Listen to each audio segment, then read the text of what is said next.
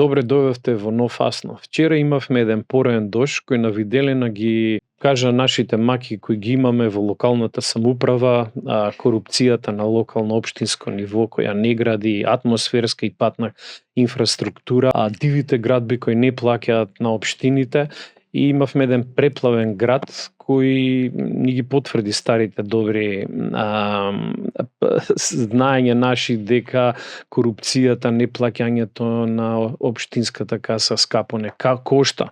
Но од друга страна беше гостин, синоќа беше генералот Гринкевич, командант на сојузничките сили на НАТО, кој од друга страна ни кажа дека скоро 4% од нашата одбрана се троши на НАТО, тоест за да платиме од нашиот буџет за странски оружја да купуваме, додека ние овдека имаме слаба инфраструктура и неможноста да имаме широко распространета атмосферска канализација да ги собира од водните води кога имаме поројни дождови.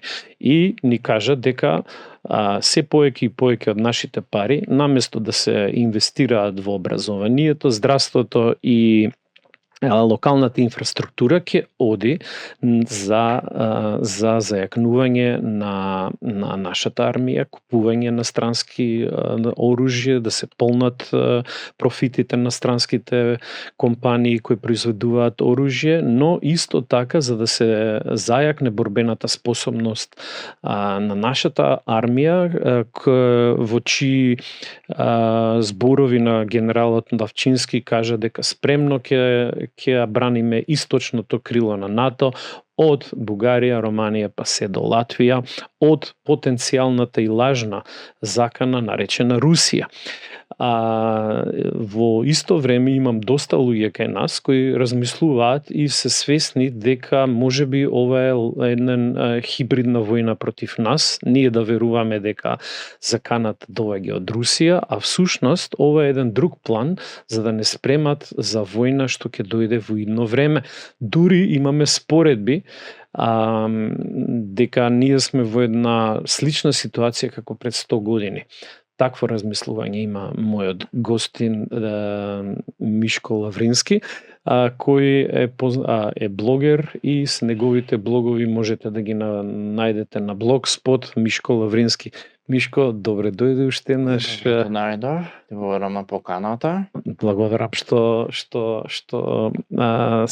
што си пак мој гостин. Ја читав твојот последен блог и ти си еден од оние кои размислуваш баш на оваа насока и имаш едно прекрасно добро колумна, ја би кажал, каде што се споредуваш оваа политичка, економска војна, состојба, светската состојба и тоа историски знаат да се повторуваат тие фрази, меѓутоа наравно дека секој дека не може да биде истиот тек. Денеска е друго време, друга е техниката, меѓутоа некои работи се повторуваат, а најчесто се повторуваат затоа што не биле решени на време, замрзнати конфликти, одмрзнати, сега се одмрзнуваат, значи има време. На Балканов да не зборуваме. Последните војни од 91 усвари беа и тоа. Да. Што те наведе тоа да размислиш? Можеш да ми кажеш? Па гледај како го гледаш светот пред 100 години и пред да избиене таа светска војна со сега. Па светот што може би предстојната што ја ќе има. Може да се разликува само што ние сме технолошки напредни. Иначе другото ние сме повторно буквално во иста фаза по нарочито Балканот, значи да не правиме збор за Балканов. Добро, што те наведе тоа да кажеш? Па гледајќи што се дешава, значи мислам дека фашизмот, не само ја и доста луѓе, значи во светот смета дека фашизмот значи се враќа на голема врата. Добро. Така да кои се одликите на модерниот фашизам кој ти го гледаш за да го наречеш како така? Па има значи доста работи, да речем нашиот да тргнеме од нас, нашиот прв, значи што ни го произведува од нашето самостојување. Да. Значи барањето да не нема како нација, како народ, да се само укинеме. Ви ако се сеќавате и 1992 со Лисабонската декларација, 26 јуни, да. а јануари беше. Не, јуни. Добро време. Да. Значи Европска унија тогаш ни препорачат да си го смениме името и во новото име да не го содржи зборот Македонија ако сакаме да добиеме признание. Што е еквивалентно на што го направил Букуреш. Да не нема. И од тогаш ви гледате дека има серија непријателски работи од страна на западниот свет спрема нас, не знам, сменете знаме, откажете се од малцинства, метнете во устав, сменете преамбула, па нели ја сменивме со фингирана војна 2001. Од народ станавме една етничка заедница. Територијална поделба 2004. Името сменете го, се историја бараат. Немате да мислите дека Бугарија и Грција не ова самостојно го прават. Они се поддржани од Европска унија. Точно. Ја не чув Европска унија Брисел нив да им рече во смисла доста више претерувате со тие ваши барања, со тие вето. Никогаш. Него секогаш е топката насочена кон нас. Дека ние мора да попуштиме, дека ние мора да исполниме тоа што Грција нас ни бара. Не само Грција, се И Стамбулскиот Бугарија, договор, да, унижува и Бугарија. Бугарскиот договор. Што е срамота, мислам цел свет знае дека Бугарија која било и на чија страна било за време на Втора светска војна. Мислам тоа е срамота. Нацифашизмот. Да. И сега сакаат да ги бришат едно од нивните услови да се бришат за нив навредливите термини. Да.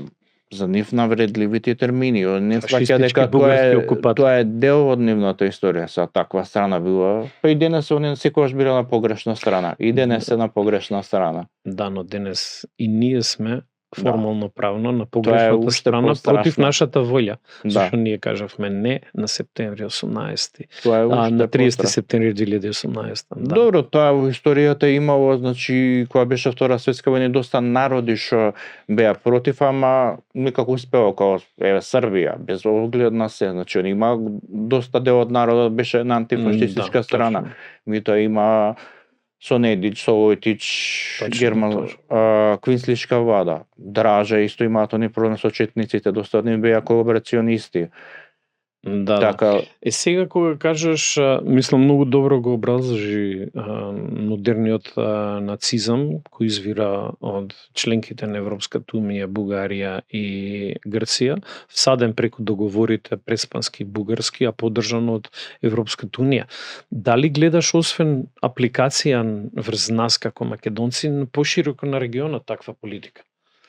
зборуваме за европскиот континент? Да. Во Европа, значи имате, да речеме, денеска цела Европа ви е против Русија.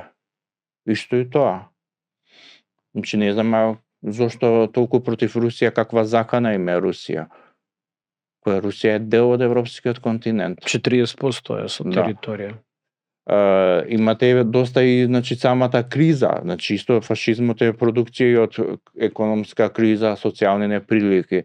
Значи кога почна кризата 2008, па се зголемуваше со годините, значи прво што се налета беше против миграцијата. Британците тоа многу добро се ослика таму, значи прво што направија надвор миграција. Тие што од нивните колонии што до вчера ги зимаат да им прво ги поробија во нивните земји, па ги донесоа во нивната матрична земја да им служат, се викаат да извагаат надвор, да си одат. Да. Така да, значи има, значи не сме само ние, али нашиот проблем е уникатен и специфичен. Ова е втор случај после евреите, ако ги земе Втора светска војна. Дури е потрагичен, што тебе те остава да живееш, а да не видиш тоа што си. За разлика од Втора светска војна, евреите дури ги ништеа таков, не само што го негира, а нас го негира идентитетот, него го ништеа скроз. Никако живо битие да не постои. Да. Ти се вака ме оставаш фрустриран, да знам кој сум, што сум, а да не смеам тоа да си го искажам. Апсолутно. Што е уште потрагичното. Идентитетската смрт е многу полоша, затоа што Од биолошката. менталната болка ја чувствуваме секој ден, Јас стално сум живееме со стално нејзин. сум викал, убивањето на рати е најстрашно. Кога го убивате човек. Со пиштол 5-6 минути колку треба да искрвари таму. И одма умира. Толку нема више болка. Меѓутоа, кога ќе го убиваш човекот на рати, одземи му ова, одземи му тоа, го оставаш да живее, не му даваш ништо. Тоа е уште пострашно. Тоа нас не го прават. Како народ, како нација. Да. И еве што уште потрагично, гледате, значи тие што беа најголеми жртви во Втора светска војна, наци-фашизам, као евреите, денес гледате дека истото тоа го прават на палестинците. Да. Тоа истото го прави и виетнамците после нивната војна, кои исто така беа жртви, им го правеа на Комбоџа, на нивниот сосед. Тоа во психологија сега го викаат момент кога жртвата се почува да се идентификува со својот џелат, па сака да стане како неа. Тоа се дешава со нив. Да, стокхолмски синдром. Да, или така може да го наречеме. Така да ги има, меѓутоа во Европа не се зборува, значи за нив е као нормална појава. Ви гледате, значи Русија неколку пати се обидуваше таа декларација за осуда на фашизмот во Обединените нации да ја протурка за да се осуди фашизмот. Сите негови облици, земјите членки на Обединените нации да ги осудуваат. Значи не проаѓа. 2-3 се, другите наши во воздржани, Америка гласа против. И тоа дава ветар во грб на сите фашисти да продолжат со своите политики. Да, и Европа глупава, како и секогаш, па повторно се маска им става дека тоа било крајна десница, не знам што. Златна Зора не може да биде крајна десница, која вика ќе ме дере, ќе ме коле, не знам што ќе ме прави. Бугарите кои викаат дека не постојам, дека моите пред 45-та биле бугари, не знам што не е точно. Тоа ако не е фашизам, не знам што е тогаш. Исто и со грците, они не признаваат македонска. Да. Дали, освен, ова се многу релевантни аргументи кои ги наведуваш, и дали гледаш дали гледаш во другите етнички заедници исто така порив на не само на етничка доминација преку глорификација на нивните предци кои биле во минатото колаборатори на фашистите? Има и тоа се враќа. Албанците има, значи што се обидува да докажат за Бали Котар, као демек не било тоа. Бугарите исто си го кријат. Ако идеме погоре, значи имаше на Балканов, значи имаше во Хрватска проблем. Се не може да ме фаќате за збор. Сакат они да го рехабилитираат Анте Павелич. Да, некои од тие мали партии се обидуваше да протурка таму собрание кај нив, као демек логорот Јесеновац, ужасниот логор, не бил тој логор на смрт, на ужас, као демек бил работен логор, демек не се десило тоа што се случило, тоа што се кажува денес историски дека се десило, и тоа таму не успеа, значи интелектуалната народот не дозволи, се противеше, интелектуалната елита нив не дозволи. Ја пошто ја фаќам РТЛ, гледам таму новинарите се знаат да си ја вршат работата, медиумите, па ги исчеречи и тоа не пројде. За сега не пројде, сега не знаеме во иднина. Да. Така да има такви, сега искрено да кажам, ја мислам дека ние сме малце избрали како еден проект на Европска Унија, да бришење на историја пројде преку нас. И затоа мислам дека се врши овој притисок да ние се откажеме од историја, да ние признаеме дека бугарите не биле во Втора светска војна окупатори, фашисти, администратори. Така да нивното пребришување на историјата треба да започне од нас. Нас не избрала како мала држава, виделе во нашите политичари меки луѓе, интелектуалата уште дамбетер.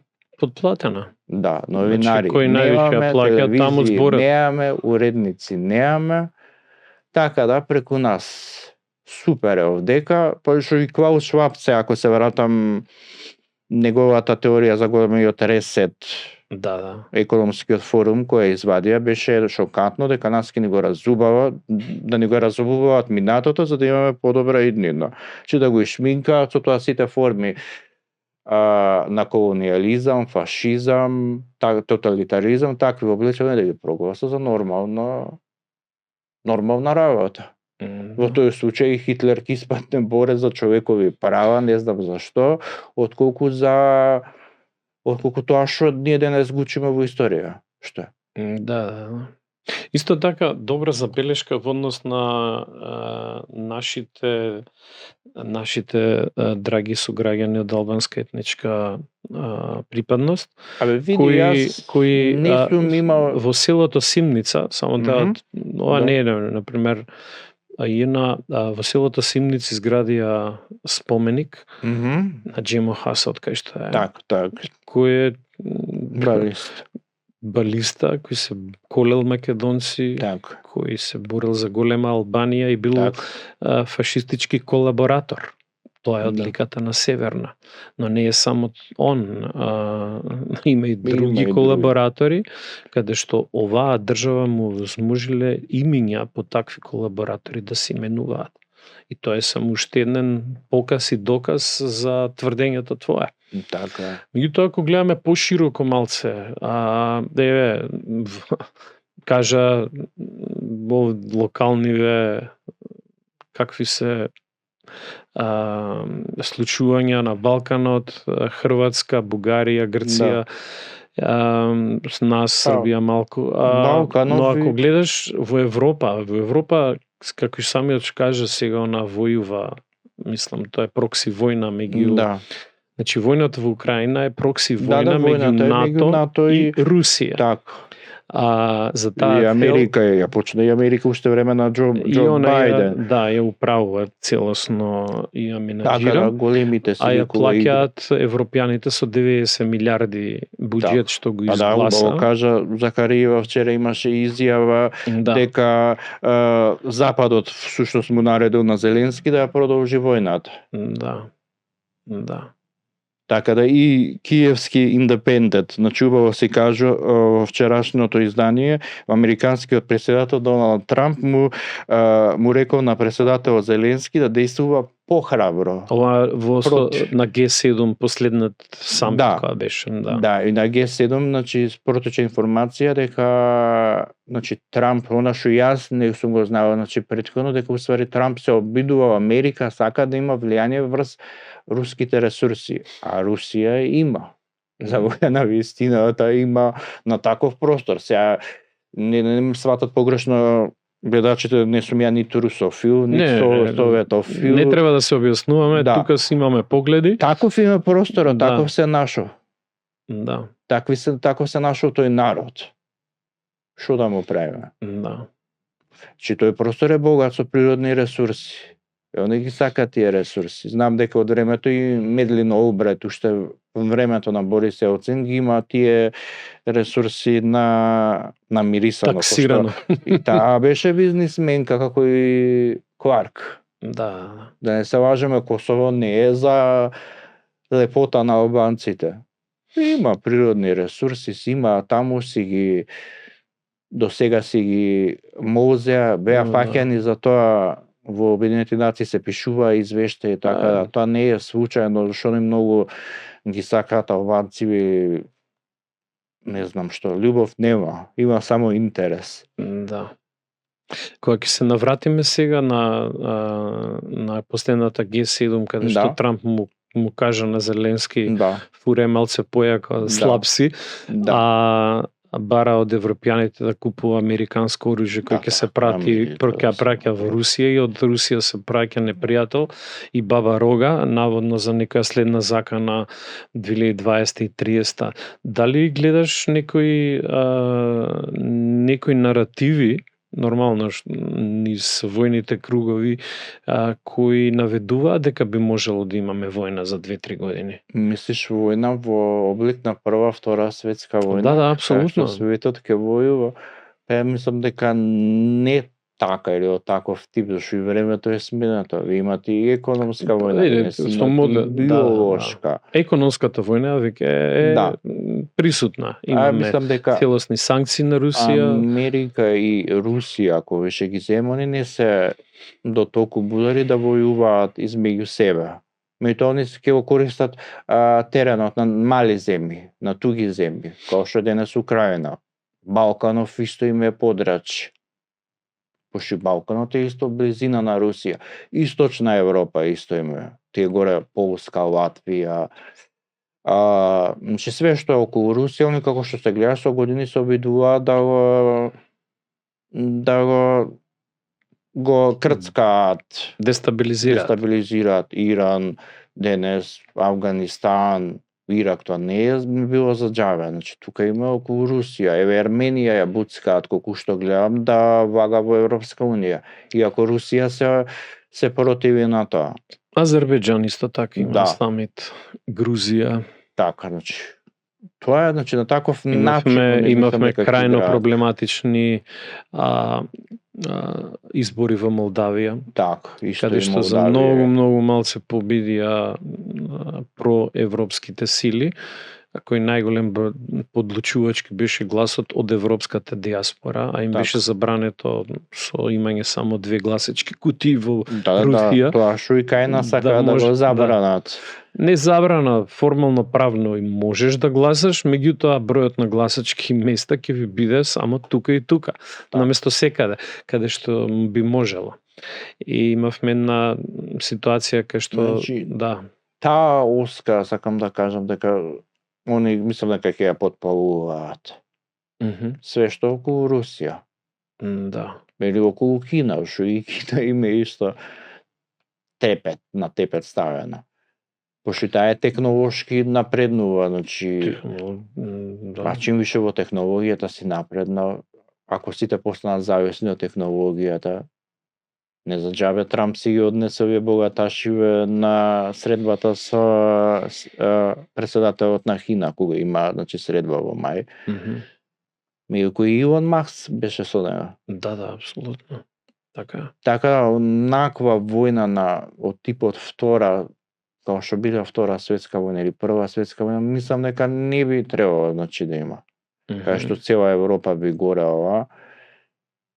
Но ќе има жаришта војни, прокси војни, кои што ќе служат како арени помеѓу големите сили и одмерување. Затоа јас се ставно викам кога се гледа дека големите сили играат за распределба на моќ. Што сега се игра за распределба на моќ. Америка не сака да препушти моќта која ја здоби 89-та со падот на Варшавскиот договор и распадот на Источниот блок. Он остана единствен господар на светот.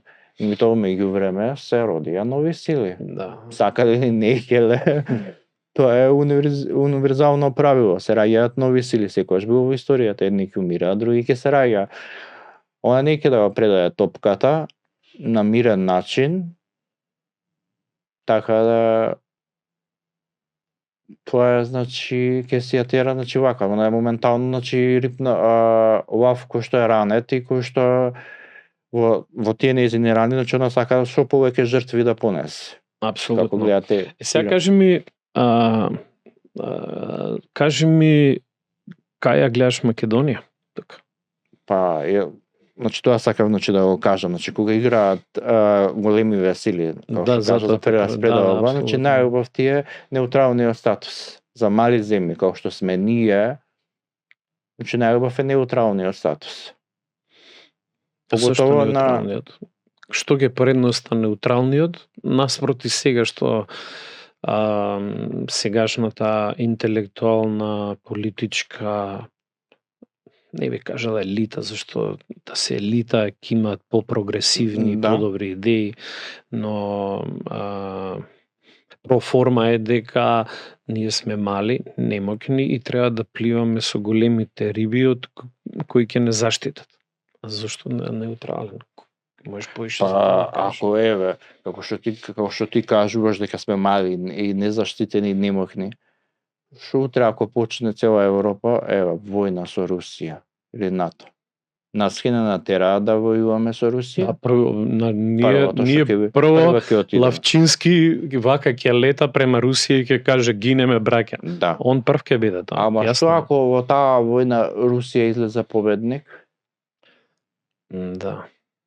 Што ќе правиме тогаш? Знаеш, ја имам осет дека фактот за нуклеарната потенцијална Русија од преку 5000 боеви глави воопшто не е земан во предвид. Да, војната. И овие ни зборува за војна технологија на Русија, вие сте виделе, некој да отворил тема. И војната закана која Русија би можела да ја... Да. Реалната не имагинарна. Кажа генералов, значи пак дека предупредува до 29-та Русија ќе може. Кој генерал, извини? Крстен Броер, германски генерал. Што кажа, извини? Значи предупредува дека Русија брзо се вооружува и воспоставува нови воени структури за војна да го предизвика Западот до 2029 година. Да. Ничо не се планира. Сега се да Западот, колку што гледам, па и овде кај нас, нели, Зеленски изврши таму низ Москва на нафтените деривати неколку напади. Да, Москва, Луга, Сент Питерсбург, Краснодар. И сега се радува дека Русија е слаба, ако демек немохна. И тоа Русија најверојатно си има тактика, без оглед што се случило меѓу неја и Украина, пак е тоа нејзин народ. Дел, близок до неа. Апсолутно, нема тука што. Па се словенски народи, братски, исто како што се тепа србите и хрватите. Сигурно има друга техника како што тоа може да го рече, друг начин. Една работа, не знам, ова одлична забелешка имаш, меѓутоа само да забележам во оваа недела, цела западна пропаганда кажува дека Украина врши големи притисоци врз Русија, имаме огромни напади со дронови и се стратешки пораз и се нанесува и така натаму. Меѓутоа, ако ги гледаме алтернативните вести, кои си имаат свој извештај и од Русија, фронтот, и они потврдуваат дека ситуацијата е обратна. Да, Украина нанесува удари, тие удари воопшто не се онака како што западната медија го прикажува и дека во моментов Русија на сите фронтови, од Суми до Харкив, Донбас, Запорожје и Херсон, полека но сигурно ги пробива последните украински упоришта. И за да се замаскира тој пораз што е на војното поле, се прикажува се ова. Така да тоа запад. Има, да. И ова не го зборам јас од вака, меѓутоа ако гледате Redacted, Judge Napolitano, Scott Ritter, Daniel Davis, Deep Dive и други, Дени Хайфонг, Даглас Мегрегор, сите овие се унифицирани во однос на кај нас не се ни читаат руски телевизии, портали, Russia Today, Sputnik, тоа како да си вакво. Да, кај нас има комплетна блокада и сега сме во нека иста ситуација кога Југославија се распаѓаше. Се релевантни само западните. СДСМ бараше да се пее химна на распадната држава која не постои, а овие бараат да се пее химната. Сега тоа се однесува за Бранко Црвенковски не кеше да станува на химна. Не сака на македонска химна. И тој се прогласи за државотворец. Сега е систата ситуација и со Европа. Европа буквално пука по сите шавови, нас ни кажуваат за некоја безалтернативност која е Европа, се спремаат овие за војна. Кој што утре ќе не тера да војуваме со Русија. Во распад. Чедив не им функционира унијата. Чим и тоа остава впечаток дека се трзај, повуци, не знам више како да ги опишам, немаат ни политика, гледате збунети се, ќе ве примиме, Па па нема да вака ќе ве примиме, па Еве онака. алтернатива, па Западен Балкан Сам сега да си се развоен организира. план. Да. Така Тоа е, да. Меѓутоа, најдешам многу добра забелешка од твоја страна. Значи, сметаш дека ние треба да имаме неутрална позиција во сето тоа и да ги Па оставиме... да, неутрална, затоа што, како што ви кажав, што ќе правиме во случај ако Русија извојува тогаш победа? Ќе видиме на погрешна страна. Значи, кога големи сили играат меѓу себе за прераспределба на свет, че најдобро е така. Така, тоа се дешаваше сега, може луѓе ќе кажат јас сум ваков онаков. Не. Југославија тоа го направи. Апсолутно. Значи го види. Јас знам дека имаше жртви. И сега би имало жртви кога државата би прогласува. Русофили, западноевропејци, кои ги има многу, секад имало такви. И што навивале за едната и за другата страна. Да. Би сега, кога ќе ми кажат луѓето дека 60-тите биле многу поубави години 70-тите, јас разбирам. Балкан само тоа време беше мирен. Од после Втора светска војна до 90-та. Чим излеговме од тој неутрален статус, одма почнаа војните. Одма се вратија тие што претходно биле и одма не вратија назад у историја. Точно. Сега сме заглавени од фазата Берлински конгрес до Втора светска војна. Повторно го доживуваме истото. Тоа сакаше Киро Глигоров да го направи. Он викаше еквидистанца. И на крај му направи атентат. Да. Јас се служам со тебе. Нашата геополитика, ние сме крстопат. Да. И секогаш во понеповолна позиција во однос на Грција, Бугарија и Албанија, кои што излегуваат на море, и секогаш ќе бидат попривлечни за било која голема сила да управува со овој простор и ќе имаат преференцијален статус во однос на нас. Во тој контекст ние треба да имаме неутрална позиција. Да, вем зашто мислите Балканот низ историјата секогаш бил атрактивен за сите империи тука сакаат да го владеат. Не било зашто ние крставици или домати сме произведели сме толку убави. Се знаело, има врата за исток и за запад. Тие што доаѓале од исток империи име врата за запад, како што била Отоманската или Медо-Персија пред неа. Тие од запад им бил за исток. Така. Благодарам. Благодарам и на вас на поканата. Јас многу ти, се надевам дека ќе бидеш иден гостин повторно. Се надевам. Јас ти препорачувам да продолжиш да пишеш твоите убави блогот што го имаш и во наредна прилика пак ќе бидеш мој гостин. Надевам ќе се видиме. Да, фала Мишко.